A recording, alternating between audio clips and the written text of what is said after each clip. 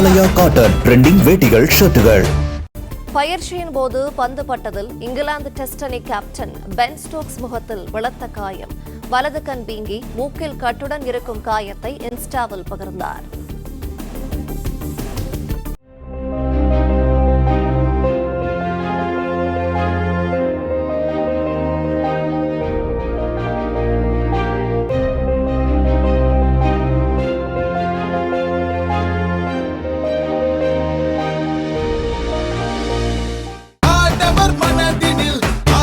ஆலயா cotton trending வேட்டிகள் ஷர்ட்டுகள்.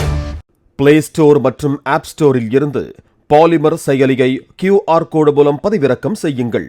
செய்திகளை உடனுக்குடன் பெறுங்கள்.